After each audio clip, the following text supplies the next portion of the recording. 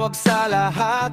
Hindi ka magkakamali, hindi ka masisilad. Rule number 2, sa cellphone ay mag-ingat. Pangalan ng kula, sisigawin parlor ni Aling Pat. Rule number 3, resibo agad ay itapon. Anumang ginastos na pinagsalohan, ibaon. Number 4, huwag magtag, off ang location. At kung di kailangan, isarado ang cellphone. Rule number 5, dalawang phone ang kailangan, may isang laging dala, ang isa sa sasakyan lang. Rule number 6, kapag napicturan, kamukha ko lang iyan ang laging dahilan. Cellphone utos, dapat mong tandaan, para ang secret ay di mabuksan. Pero ang pinaka-importante sa lahat ng bilan, kahit huling-huli na, wag kang aamin.